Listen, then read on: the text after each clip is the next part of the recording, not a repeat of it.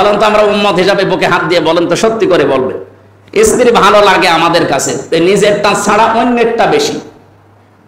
যদিও আমাদের এইখানে যারা আছে এদের ভেতরে স্বভাব নেই, অনেকের ভেতরে স্বভাব দেশে আছে না, নিজের বউ ভালো লাগে না, অন্যেরটা দেখলেই যেন ভালো লাগে।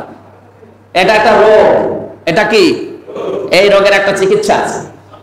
এই রোগে কি রোগী এখানে আছে যে নিজের বউ ভালো লাগে না, অন্যেরটা দেখলেই কেমন যেন মনের ভেতরে আনন্দ লাগে। এরকম রোগী কেউ হাত তোলেন তো দেখি। না আছে, আমি জানি, আপনি হাসলে হবে না, এখানে ওইরকম রোগী আছে। এই রোগের ঔষধও আছে। এই রোগের ঔষধ কি? সূরা নূরের 30 নম্বর 31 নম্বর আয়াতে আছে এই রোগের যে ঔষধ আল্লাহ 1500 বছর আগে দিয়েছে। আপনি বাড়ি যে, আমার তো উদ্দেশ্য ওইটা না, আপনি বাড়ি যে মিলিয়ে দেখবেন, তাহলে নিজেকে কন্ট্রোল করতে পারবেন। কারণ শয়তান তো বসে নেই, ও চেষ্টা চালাচ্ছে। অন্যের স্ত্রী আপনার কাছে ভালো লাগে, ওর ভেতরে যা আছে নিজের স্ত্রীর ভেতরে কি কম কিছু আছে? বলেন বলেন। সুতরাং সূরা নূর 18 নম্বর পারা 12 নম্বর পৃষ্ঠার 7 নম্বর লাইনে আছে 30 31 নম্বর আয়াত। এগুলো বাড়ি যেয়ে একেবারে যে কোনো তাফসীরের সাথে মিলিয়ে দেখবেন, দুইটা বিষয় ওখানে ঔষধ দেওয়া আছে। আল্লাহ যেন আমাদেরকে সবাইকে পবিত্র রাখেন এই জায়গায়, বলেন আমিন। স্ত্রী ব্যবহার করা যদি সাদগা হয়, ইবাদত হয়, টয়লেটে 8-10 মিনিট এটা যদি ইবাদত হয়, তাহলে পৃথিবীতে আর কোন কাজ বাকি আছে যেটা ইবাদত না, যেটা দিনের ভেতরে পড়ে না? বলেন এগুলো দিনের ভেতরে। এই যে টয়লেট করা, স্ত্রী ব্যবহার করা, এগুলো কিসের কাজ? দিনের ভেতরে, ইসলামের ভেতরে এই কাজ। এরকম নতুন নতুন ইসলামিক ভিডিও পেতে আজই আমাদের চ্যানেলটি সাবস্ক্রাইব করুন এবং ইসলাম প্রচারে আমাদের সহযোগিতা করুন। আসুন আল্লাহর দ্বীন প্রচারে সবাই অংশ নিন। এই জন্য আল্লাহর একটা নাম আছে হাকিম। হাকিম মানে কি? বিচারক। উনি আইন বানাতে পারেন। আল্লাহ বাদে আইন বানানোর ক্ষমতা পৃথিবীতে কারো নেই। কেউ যদি মনে করে যে না আমার বাবা হালকা পাতলা পারে, তাহলে সূরা আলে ইমরানের 154 নম্বর আয়াতের এই মাঝের অংশ আপনাকে কেটে বাদ দেওয়া লাগবে। ওই জামানায় মানুষেরা জিজ্ঞাসা করতো ইয়াকুলুনা হাল্লানা মিনাল আমরি মিন শাইইন কুলিন্নাল আমরা কুল্লাহু লিল্লাহ। হে নবী, ওরা যদি আপনাকে জিজ্ঞাসা করে যে আইন কানুন বানানোর কোনো ক্ষমতা, কোনো অধিকার কি আল্লাহ আমাদেরকে দিয়েছেন, আপনি স্পষ্ট বলেন কুলিন্নাল আমরা কুল্লাহু লিল্লাহ। আইন বানানোর কোনো ক্ষমতা পৃথিবীর কারণে, এটা একমাত্র পারে কে? বলেন বলেন। একামতে দিনের দায়িত্ব এই দেশে যারা পালন করে তারা এইটাই চায়। আল্লাহর কসম, এই মসজিদে বসে বলছি, তারা এইটাই চায় যে জমিন আল্লাহর, এখানে আইন কোনো বাবার, কোনো স্বামীর, কোনো চাচার, কোনো খালুর চলবে না। আলা আলাহুল খালকু ওয়াল আমর, যিনি বানিয়েছে সিদ্ধান্ত চলবে তার। এইটার বিরুদ্ধে যদি কেউ অবস্থান নেয়, আয়াত কেটে বাদ দিতে পারবেন আপনি? কিন্তু এর পক্ষে কথা বললে আপনারা বিভিন্ন নাম যে দিয়ে দেন যে আমরা ধর্ম ব্যবসায়ী, আমরা রাজনীতি করি দুনিয়ায়, আমরা পথভ্রষ্ট হয়ে গেছি, আমরা ক্ষমতা লোভী। আমার মনে হয় নবী এখন বেঁচে থাকলে আপনি নবীকেও এরকম কথাই বলতেন। বিশ্বনবী যে রাষ্ট্রপতি ছিলেন এ বিষয়ে কারো মতপার্থক্য আছে? সন্দেহ আছে? উনি 10 বছর একাধারে রাষ্ট্র চালিয়েছিলেন। কয় বছর? উনি রাজনীতি না করলে আন্দাজে রাষ্ট্রপতি হলেন কি করে? আমরা একটা হাদিস মাঝে মাঝে শুনি বিভিন্ন মসজিদে। হাদিস হচ্ছে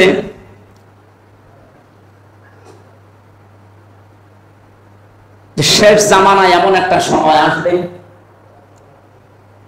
মান তামাসসাকা বিসুন্নতি ইনদা ফাসাদি উম্মতি ফালাহু আজরু মিয়াতি শাহিদ।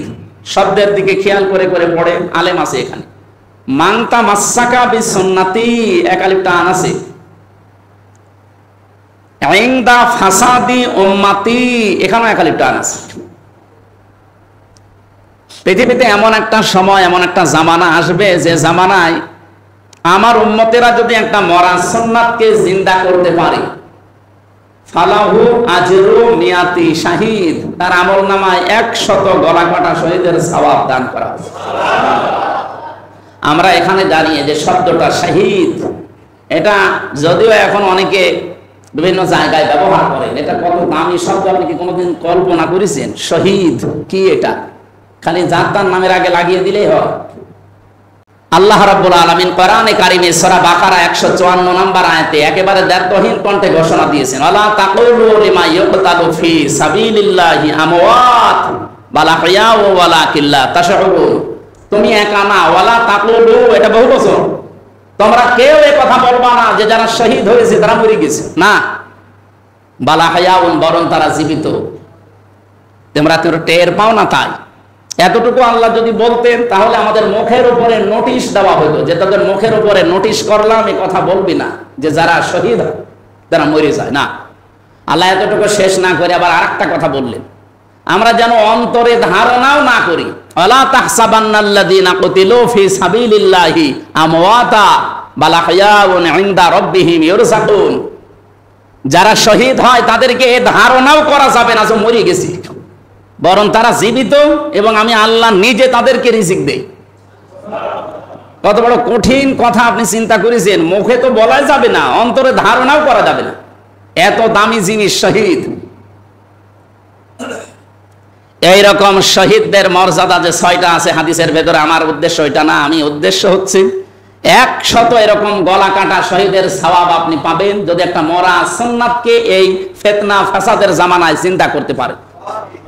তা এখন মরা সুন্নাত কোনটা? আমি বসে বসে চিন্তা করলাম যে মরা সুন্নত কোনটা, যেটা একবার চলে না, দেখি তো।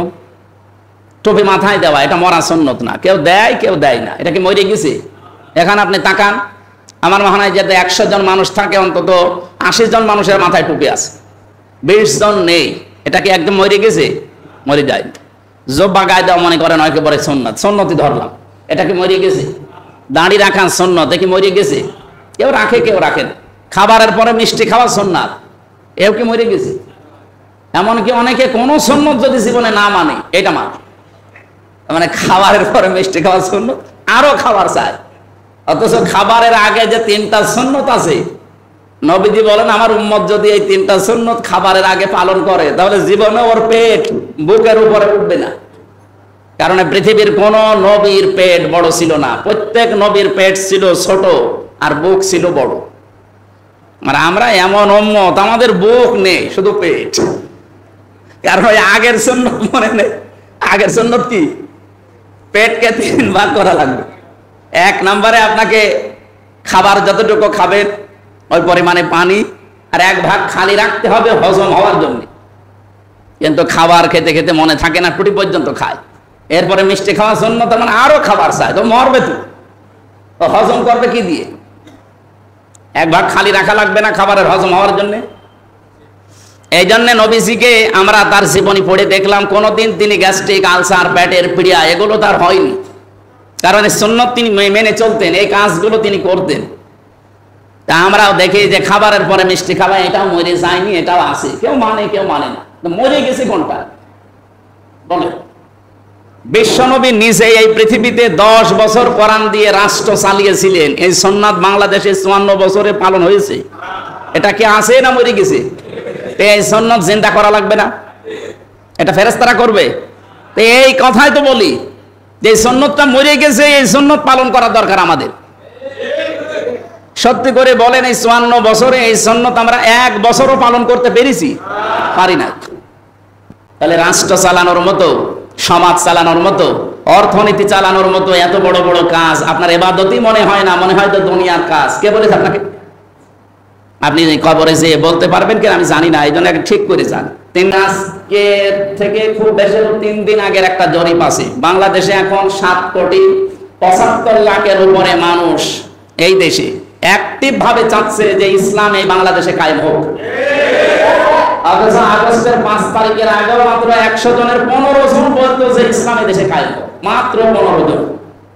আর এই 11 মাসের জরিপ হচ্ছে এখন, তাও জরিপটা দিয়েছে খ্রিস্টানরা, মাইক্রোসফট, খ্রিস্টানরা চালায় এটা। 257টা দেশ আছে তামাম দুনিয়ায়, সব দেশের উপরে তাদের নজরদারি আছে। বাংলাদেশ নিয়ে তারা একটা রিপোর্ট দিয়েছে যে 11 মাসে মাত্র 3 দিন আগে এখন 100 জনের 77 জন মানুষ বলছে যে আমরা এই দেশে ইসলাম চাই। বাকি আছে কয়জন? বাকি আছে কয়জন বলেন তো? 23 জন। আমার মনে হয় যাহারে ইসলামে মানুষ আসতেছে, ইদা জা নাসরুল্লাহি ওয়াল ফাত ওয়া রাআইতান নাসা ইয়াদখুলুনা ফি দীনিল্লাহি আফওয়াজা। হে নবী, আল্লাহর সাহায্য যখন আসবে আপনি তখন বিজয় দেখতে পাবেন।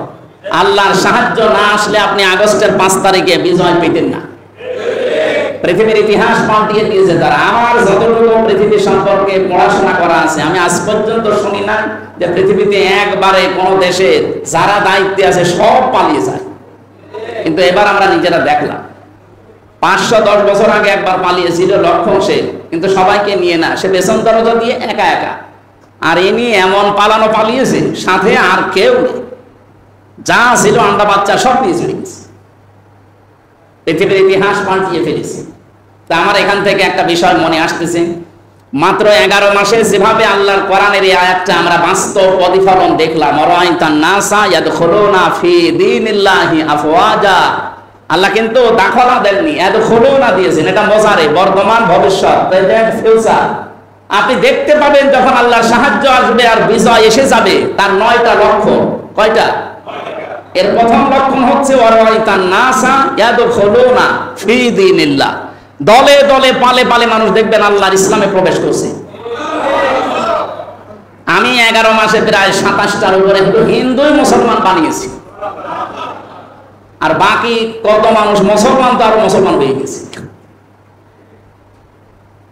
তারও আমার মতো হাজার হাজার লক্ষ লক্ষ হামজা কাজ করতেছে সারা বাংলাদেশে, দিনের জন্য ইসলামের জন্য খেদমত করছে, তাদের হাতেও আসতেছে।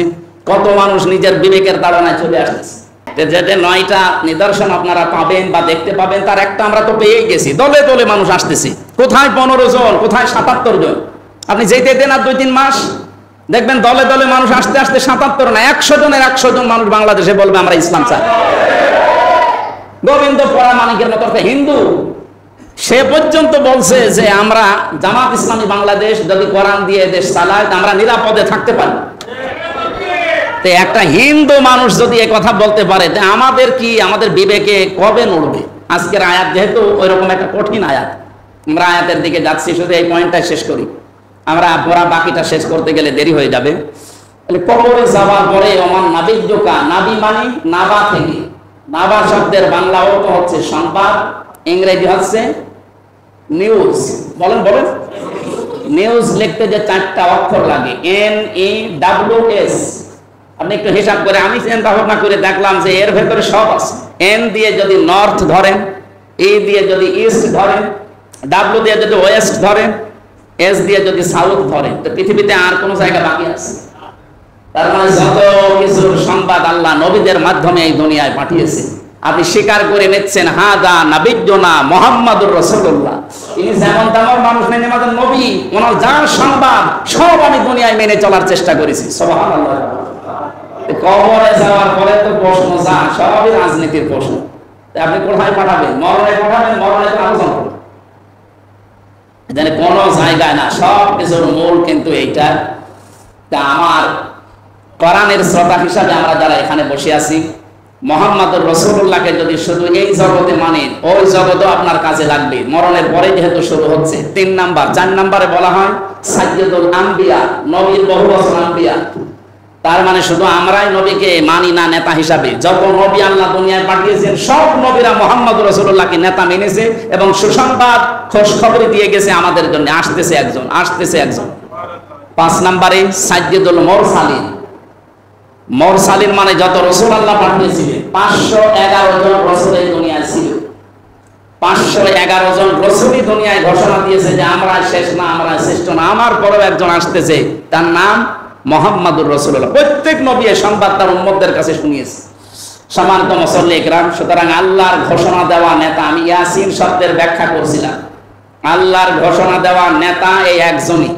আপনাকে আমি হাতে পায়ে ধরে আহ্বান জানাচ্ছি, ইয়াসিন শব্দ একটু বাংলায় বিস্তারিত ব্যাখ্যাটা পড়ে। অনেকে মনে করে ইয়াসিন সূরা পড়লে 10 খতম কোরআন শরীফের সওয়াব হয়, কিন্তু কি দিয়ে হয়? আপনি ইয়াসিন মানেন না, ওয়াল কোরআনিল হাকিম মানেন না, ইন্নাকা লামিনাল মুরসালিন মানেন না, তানজিল আর আজিজুর রহিম মানেন না, কিছুই মানেন না। আপনার সওয়াব কি করবেন আপনি?